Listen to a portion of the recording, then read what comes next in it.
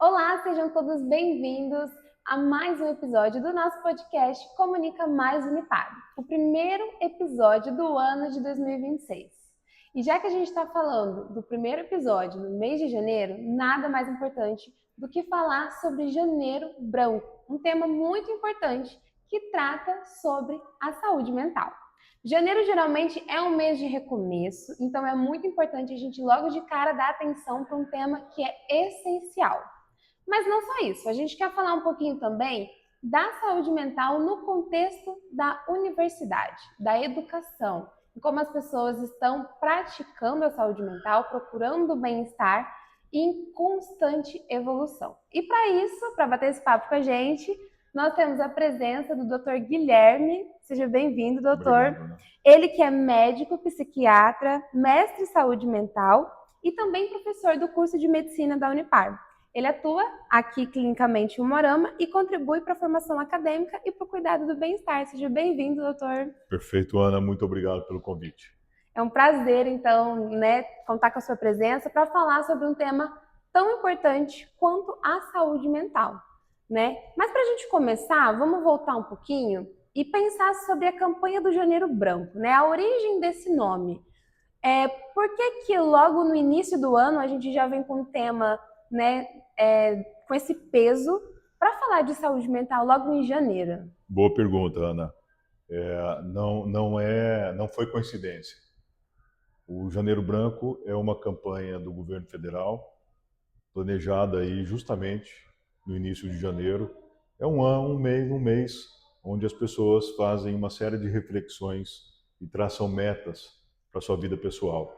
Então, nada melhor do que neste mês de começo, de retomada, possamos parar um pouco e pensar na nossa saúde mental, né? Em como estamos estruturando aí, como estamos administrando as nossas emoções, como estamos estruturando a maneira como lidamos com os nossos desafios diários e, sem dúvida nenhuma, a maneira como decidimos os nossos comportamentos no nosso dia a dia.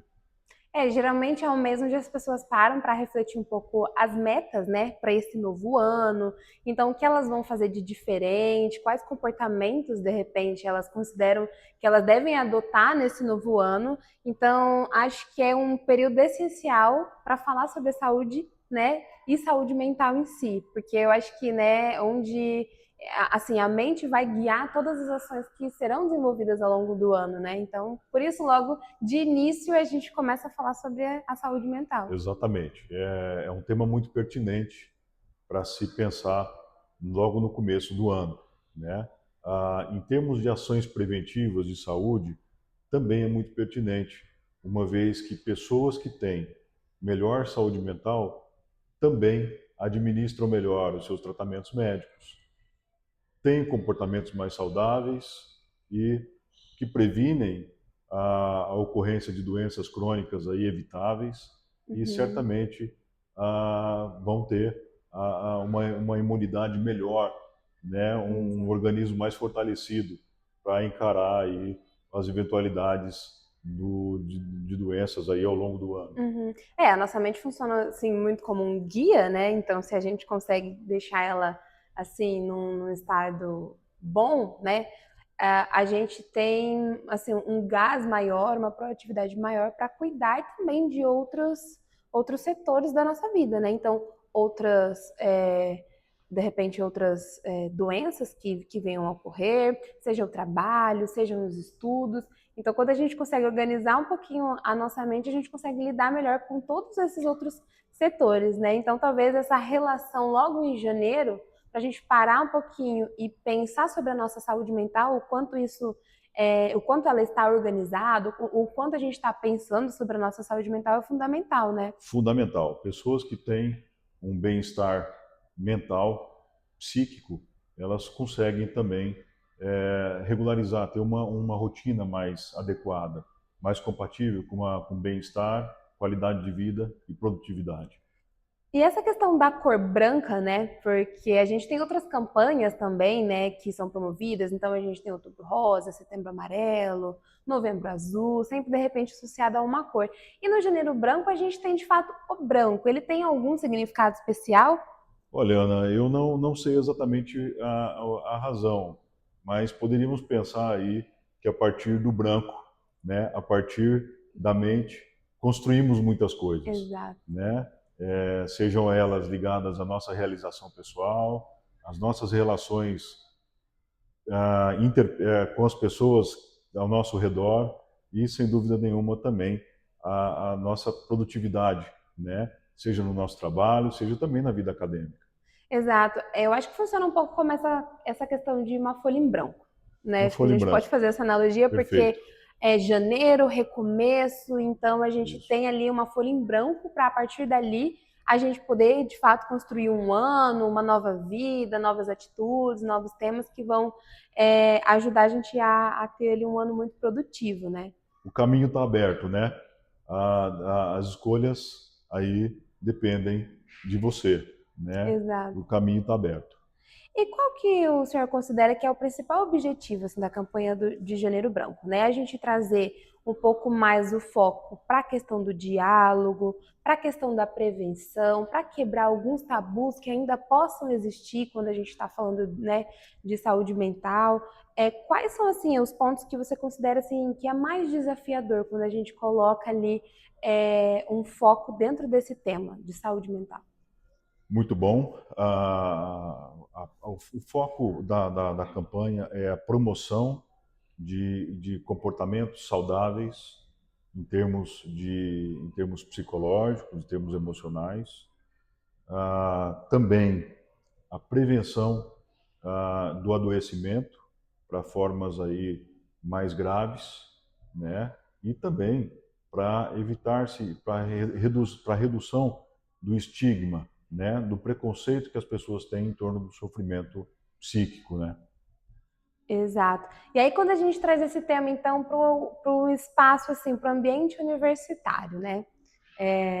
Nós que temos essa relação com a universidade, com a comunidade acadêmica, ali é um espaço de muito crescimento, de muito desenvolvimento, né? Uma fase que a maioria das pessoas estão ali, né? Estão ali para estudar e se tornarem novos profissionais, aí dentro de várias áreas do conhecimento, mas também pode ser um ambiente de muita pressão, né? Onde eles se cobram muito ou né, precisam cumprir prazos, notas, e às vezes nem todo mundo tem essa consciência, né, para de fato ter um primeiro passo para ter atitudes que vão promover uma saúde mental, né? E quando é que a pressão, assim, né, por prazo, por nota, ela deixa de ser normal e ela passa assim a ter um peso dentro dessa rotina do estudante? Quando é que ele pode começar a perceber que algum limite está sendo ultrapassado ali?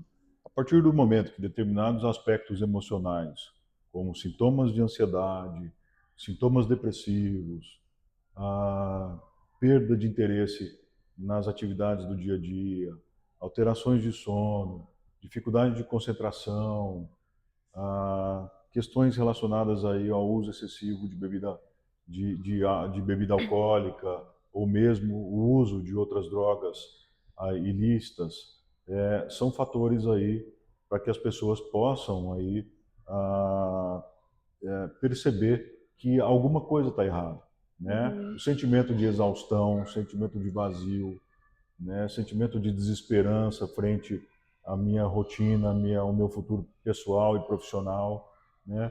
Tudo isso são fatores que nos indicam aí que algo pode não estar bem com com esse acadêmico, né? Além disso, nós sabemos que alguns fatores também influem significativamente, né, no estado emocional universitário, entre eles a própria questão financeira, muitas vezes.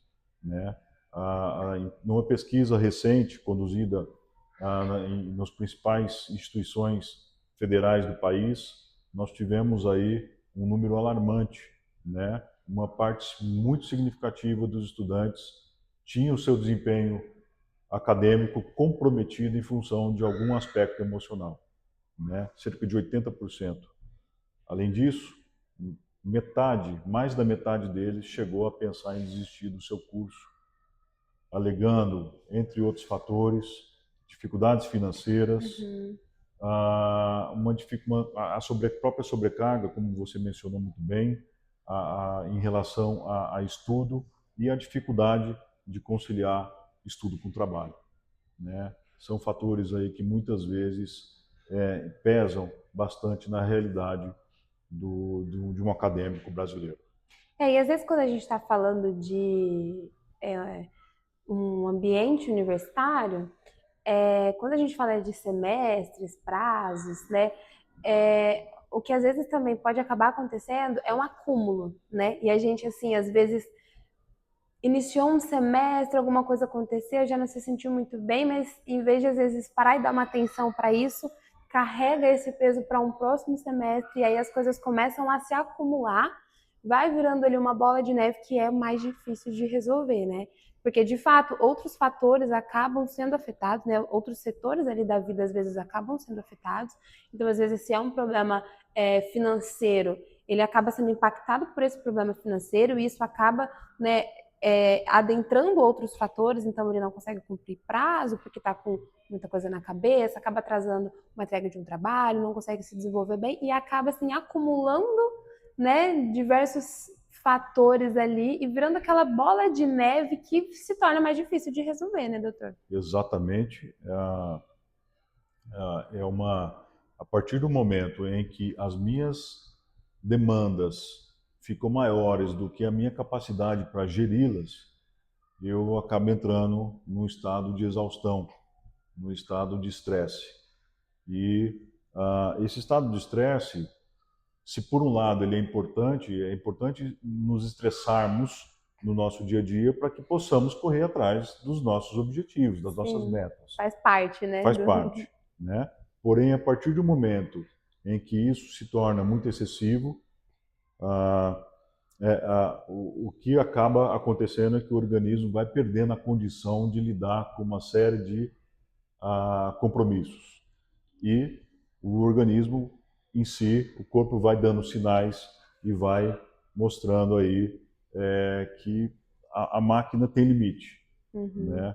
Então, sinais de exaustão, cansaço, mal-estar, algumas alterações aí, como no sono, né, na maneira como eu me alimento, na maneira como eu faço o gerenciamento da minha rotina, do meu tempo. Então, tudo isso começa a comprometer a vida daquele acadêmico, né? Ele começa assim no psíquico, mas ele afeta o físico Afeto também, físico, completamente, né? O né? físico é muito afetado pelo estado emocional, né? Nós temos pessoas com transtornos que, com, que têm transtornos mentais, têm uma chance muito maior de terem problemas, doenças crônicas evitáveis aí, doenças físicas.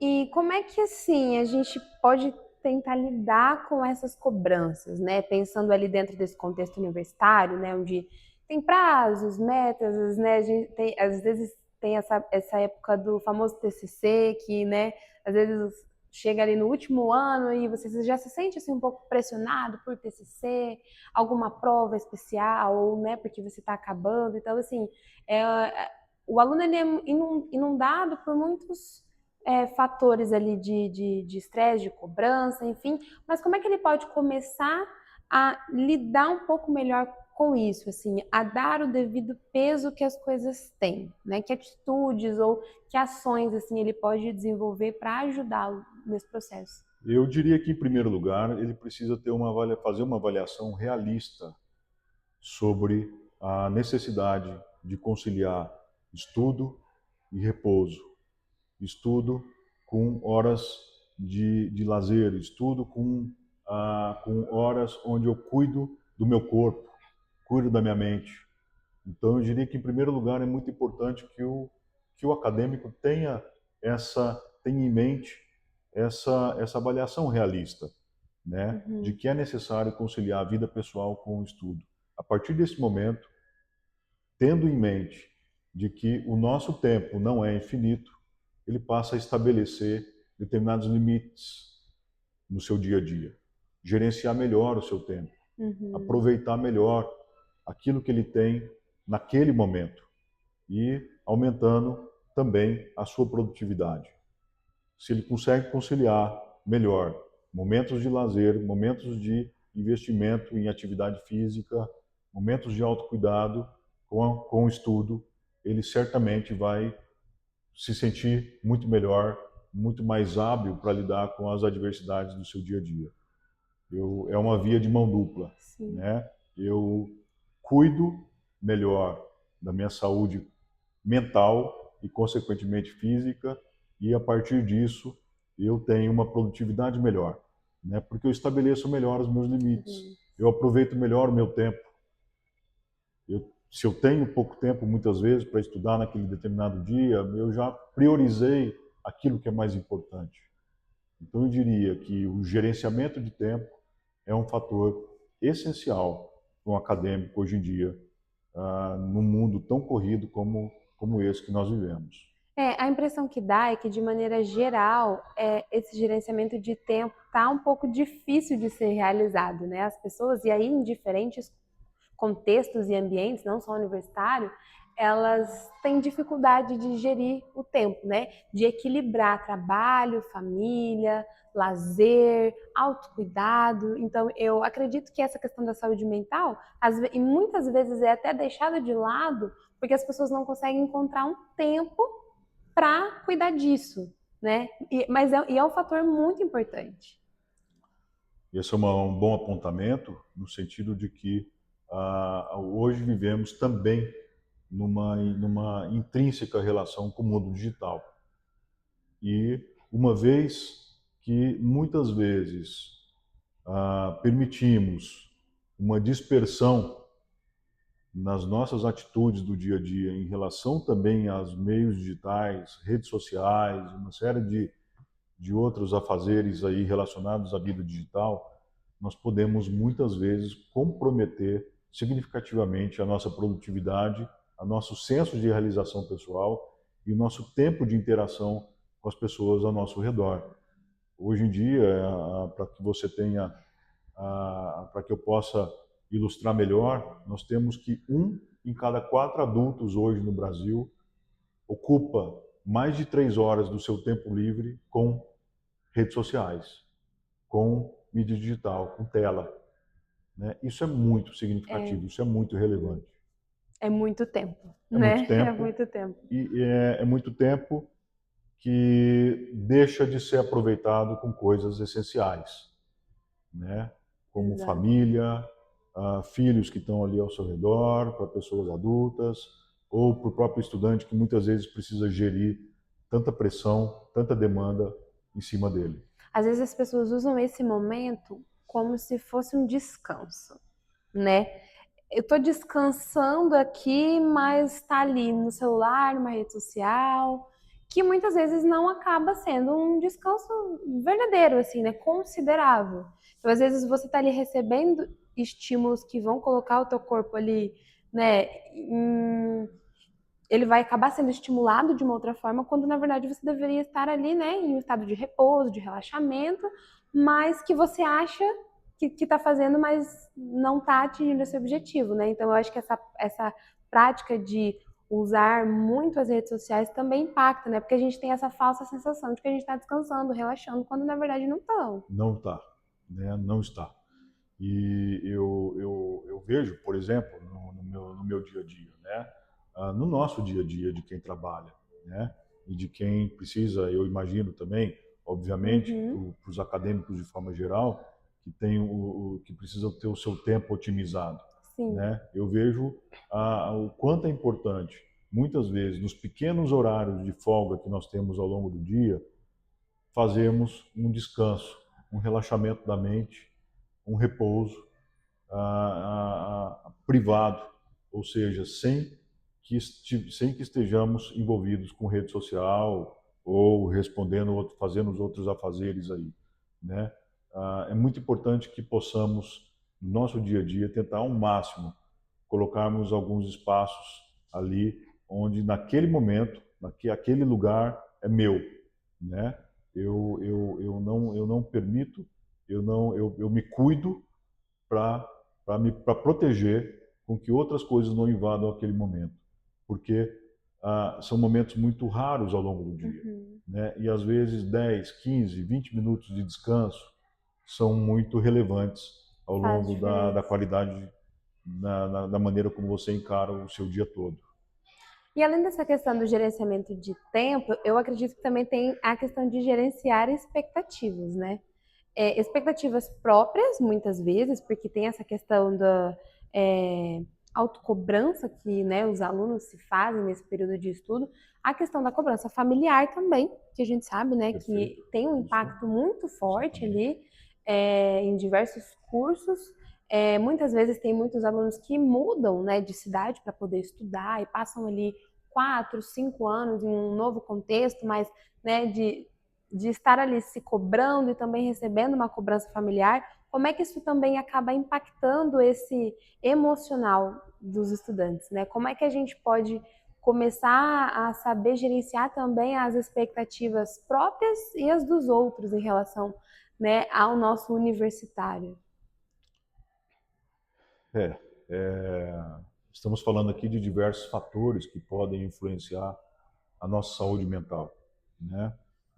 Ah, eu não teria uma resposta simples para te dar, Uhum, mas posso dizer que alinharmos essas expectativas com metas mais realistas e conseguirmos nos posicionar diante desses desafios cotidianos, eu acho que essa é a melhor maneira, né? Estabelecermos limites, conseguirmos entender o quanto precisamos cuidar de nós mesmos para que possamos estar mais preparados diante de imprevistos e cobranças. Eu acredito que nós vivemos uma época muito particular com relação também, como eu citei anteriormente, também às mídias sociais, né? Hoje em dia também existe um estado de comparação latente, muito. né? Eu ah, ao entrar numa rede social, de forma muito provável, você vai sair daquele momento ali acreditando que pessoas são mais felizes ou mais produtivas que você, né? Isso. Então, normalmente, essa ideia de que as pessoas produzem mais, as pessoas são mais felizes, isso pode criar uma falsa expectativa. Uhum. Então, uma maior atenção para a realidade, para o que existe ao redor e o cálculo disso, né? Para que eu não possa cair em falsas ilusões. E quando a gente fala, né, dessa questão dos sintomas, dos alertas, assim, qual que seria, assim, que costuma ser um principal alerta que às vezes acaba passando, assim, despercebido no dia a dia, que às vezes a gente não dá muita atenção, mas que é um sinal de alerta, né? Talvez essa questão em relação ao uso excessivo de redes sociais, porque a gente vive numa era muito normalizada, né? Mas às vezes a gente não se percebe tão dependente daquilo, né? E acaba se tornando um sinal de alerta, de repente uma privação de sono, né? Ou a gente, hoje em dia talvez até um pouco menos, mas a gente consegue perceber que nem todo mundo consegue desenvolver hobbies, né? Uma coisa que anteriormente parecia tão comum, hoje em dia parece que a gente vê pouco, assim, né? Então, qual é que seria, assim, esse sinal de alerta que às vezes acaba passando um pouquinho despercebido no dia a dia, mas que é importante a gente prestar atenção? Eu, ainda nessa vertente, né, do impacto que a tecnologia tem em nossas vidas hoje, eu diria que eu me arrisco aqui a te dizer que um sinal do dia a dia, um sinal moderno, né, de que algo não vai bem, é quando estamos fazendo um scrolling infinito, né? Sim. Estamos rolando tela, né? Muitas vezes nas mídias sociais aí, sem perceber o quanto tempo estamos perdendo com aquilo, né? Quantas e Uhum. quantas vezes estamos cansados, chegamos exauridos do nosso dia a dia e a nossa atitude é deitar no sofá, na cama e ficarmos, né, rolando tela, né? Quantos de nós muitas vezes não estamos nessa rotina, né? Sem dúvida que esse é um sinal dos tempos modernos, Exato. né?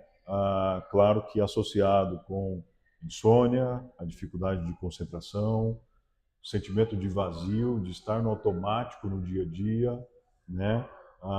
Estar sendo levado pela rotina, né? E não estar se sentindo passivo diante de tantas cobranças que vão se tornando urgentes e não um protagonista, né? E não como Uhum. um agente que está comandando a sua rotina, né? E quando esses sinais são identificados, assim, né? Então, percebi que eu tô demais aqui na rede social, tô com esse sentimento de tristeza, desânimo e tal. Qual que é o primeiro passo, assim, que deve ser tomado, né? Eu fiz essa autoanálise e me percebi assim, o que fazer a partir de agora, né? É procurar uma ajuda profissional, procurar desenvolver uma nova rotina, um novo hobby, ocupar, né, gerenciar melhor o meu tempo, mas assim, o que seria indicado como uma primeira ação para combater todos esses sinais de alerta? Eu acredito que a primeira ação é justamente essa que estamos fazendo aqui hoje, Ana. É a informação, né? É termos ciência, né? De que algo não está bom, algo não vai bem, né? Se a partir de determinado momento, onde eu estou fazendo determinadas atitudes, eu já começo a me perceber e dizer para mim mesmo, opa, peraí, aqui tem algo errado, pronto, né? Esse já é o primeiro passo para que você consiga estabelecer, para que você pelo menos lute para estabelecer um limite entre, entre o seu bem-estar e as coisas externas, né? Então, eu diria que perceber os seus comportamentos é o primeiro passo. Para isso, a informação e esse mês de Janeiro Branco é tão importante, né? Para que as pessoas fiquem um pouco mais conscientes da importância delas estarem em alerta com relação a cuidados que elas precisam ter com a sua rotina, com as suas relações pessoais, com a maneira como decidimos o nosso tempo. Uhum. E o doutor que é psiquiatra, né, que lida, acho que diariamente com essas questões, né, com pessoas, é, você percebe, assim, que ainda é um tabu pensar, dialogar sobre a saúde mental, né? As pessoas ainda, assim, têm um certo receio de procurar atendimento, né, de, assim, se perceberem que algo não vai bem e que elas precisam de uma ajuda profissional para lidar com isso? Isso já melhorou muito. Nós temos um desenvolvimento crescente aí da maneira como as pessoas, da mentalidade, da maneira como se enxerga o sofrimento psíquico. Então, eu diria que evoluímos bastante enquanto sociedade. Mas, claro, né, como você bem mencionou, ainda existe muito estigma, muito preconceito com Uhum. relação ao sofrimento, né? Então, campanhas como essa, como Janeiro Branco, são muito necessárias nos dias de hoje. Ah, nós sabemos hoje que nós temos uma disparidade muito grande entre as nossas demandas e os cuidados que são realizados de forma geral, né? Ah, muitas vezes procrastinamos para procurar um médico, procurar um psicólogo, tomamos inúmeras atitudes, muitas vezes inúteis, antes de tomarmos medidas efetivas, Uhum. né? E sabemos também que, enquanto sociedade, também enfrentamos algumas dificuldades, né?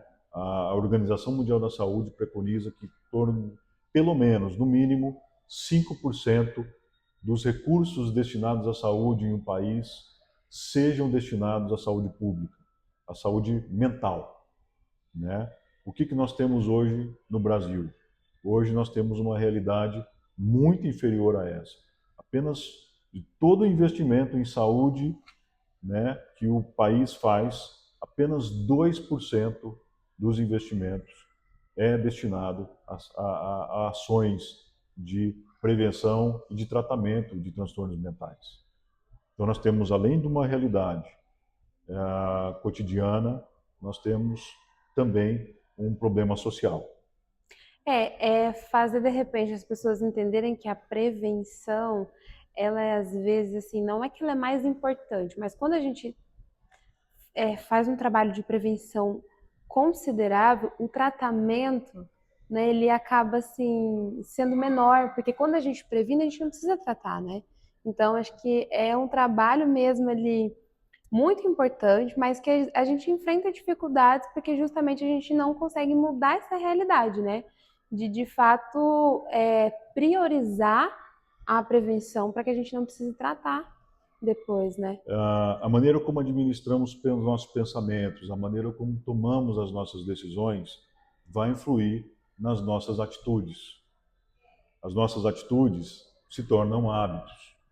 Os nossos hábitos, muitas vezes, quando mal administrados, viram vícios, viram rotinas não saudáveis e, consequentemente, vão gerando um estresse elevado nos indivíduos que vão, consequentemente, adoecendo. Então, se eu tomo melhores atitudes comigo mesmo, com o mundo ao meu redor, eu consigo prevenir transtornos mentais e também doenças físicas, né? Eu consigo ter uma relação melhor, né, com a minha vida, eu tenho uma qualidade de vida melhor. Então, ações como essa, como o Janeiro Branco, são muito importantes na agenda atual para que possamos, de fato, propagar a ideia de que cuidar da saúde mental não é cuidar da saúde mental não é perda de tempo ou não é fraqueza, né? Uhum. Cuidar da saúde mental é um ato de responsabilidade comigo mesmo e com o meu próximo também.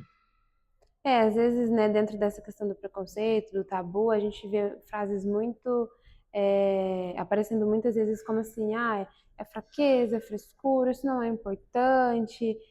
Eu acho que muito porque tá no campo do imaginário, então, isso de fato ainda não existe, então a gente não precisa lidar com isso, né? Mas de fato, quando a gente olha para a saúde mental, a gente começa a administrar os nossos pensamentos para que eles nos guiem para atitudes saudáveis, a gente já quebra todo esse ciclo aí de transtornos que um adulto, né, um estudante, enfim, um indivíduo possa acabar tendo ao longo do seu desenvolvimento pessoal, né? Exatamente. Cerca de metade da população vai enfrentar algum transtorno mental ao longo da vida. Isso é muito relevante, né? Nós sabemos que o número de pessoas ansiosas sobe cada vez mais, né? O Brasil é considerado o país mais ansioso do mundo. Nossa, Por incrível que pareça, significativo. temos uma cultura muitas vezes maleável em vários sentidos, porém muito, muito ligada à ansiedade, né?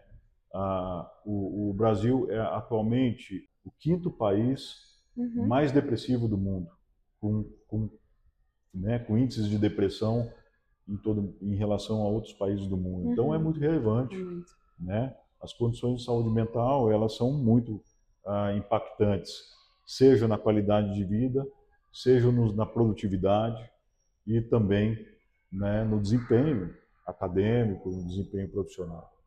E qual que é a importância assim da rede de apoio, né? Porque muitas vezes quando as pessoas se identificam, né, nessas situações ali de precisar de uma ajuda, né? Ela se identificou dentro desse cenário ali de um alerta, né? A importância da rede de apoio, de nós percebermos o outro, né? Porque às vezes nós não estamos passando por isso, mas a gente tem um olhar de percepção sobre o outro, né? E oferecer uma rede de apoio, estar ali para ajudar, para apoiar, enfim, né? Qual que é a importância também das pessoas dentro desses diferentes contextos, né? Acho que principalmente o universitário, onde, né?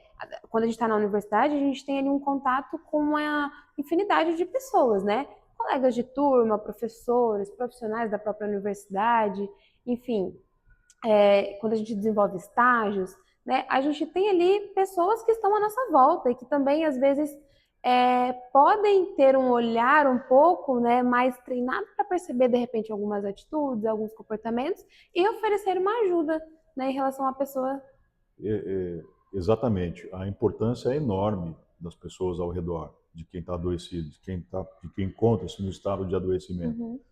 E sensibilizar a população em geral, particularmente a população acadêmica, para que exista um maior cuidado, uma maior atenção nesse sentido, com os seus próprios colegas, é muito importante.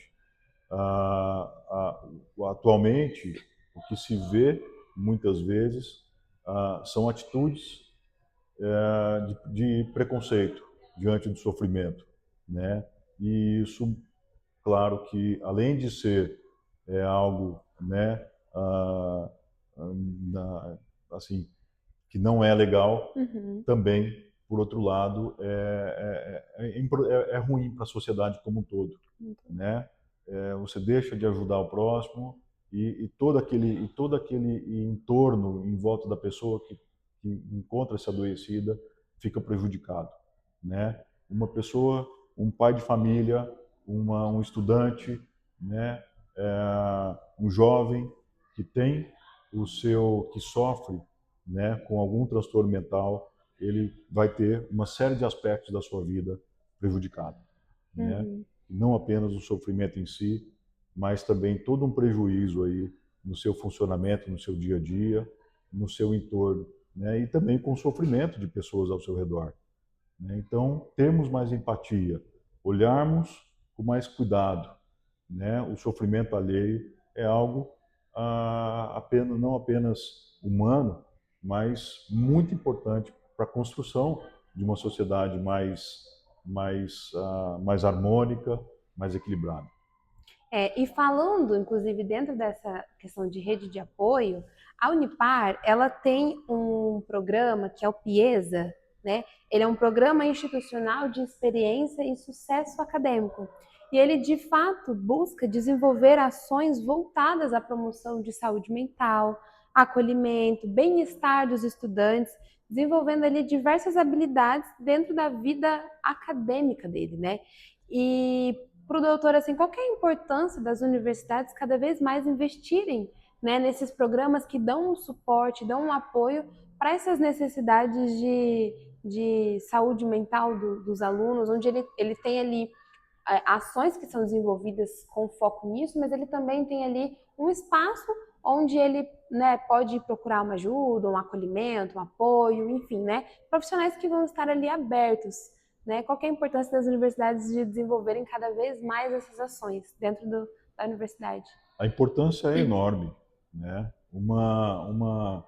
Um aluno, né, mais motivado, um aluno mais estruturado psicologicamente, é um aluno que produz mais, é um aluno que tem rendimentos melhores, é um aluno que leva o nome da instituição para fora, né? É um aluno que, sem dúvida nenhuma, vai contribuir para a sociedade de uma forma muito melhor, né? E a universidade, enquanto, né, instituição essencial na construção dessa identidade ligada ao conhecimento humano, Uhum. acaba tendo uma importância muito grande.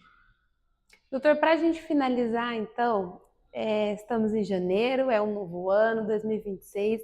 Que conselho que o senhor dá para quem está assistindo a gente, está ali organizando as suas metas, quer promover melhor a sua própria saúde mental, oferecer, né, ser uma rede de apoio para alguém? Como é que essa pessoa pode começar a se organizar, ou pensando em atitudes práticas ali, para ter um ano, né, não só em janeiro, mas para ter um ano todo pensando e promovendo a saúde mental? Eu diria que um cuidado um olhar mais humano, né, para o sofrimento alheio, né, e para o seu próprio sofrimento, para o seu próprio desgaste emocional. Né, um olhar mais humano, mais cuidadoso, no sentido de que ah, eu posso buscar ajuda caso eu não me encontre numa situação de bem-estar, eu posso procurar ajuda, eu posso procurar meus familiares, eu posso entrar em contato com amigos, né, colegas de muitas vezes de turma. Eu posso, ampliando as minhas redes sociais, eu posso favorecer, né, com que eu consiga amenizar o meu sofrimento e também buscar, estruturar a maneira como eu vou buscar essa ajuda, né? A ajuda psiquiátrica é bem-vinda, ajuda psicológica, mas eu diria que, em primeiro lugar, né, uma avaliação realista, onde esse estudante consiga colocar limites no seu dia a dia e gerenciar o seu tempo de uma forma mais racional, é um dos passos mais importantes aí para se promover saúde mental no dia a dia de um acadêmico. Muito bem, muito obrigada, doutor, pelo papo, pelas informações, né? São conteúdos importantíssimos de serem compartilhados e conversados ao longo do ano. A gente agradece demais a sua presença. E você que está assistindo a gente aí, fica o convite para compartilhar o nosso episódio. Se sentir a necessidade de procurar um profissional, conversar com as pessoas e pensar mais em saúde mental nesse ano, certo? Muito Perfeito. obrigada Obrigado. e até os próximos episódios.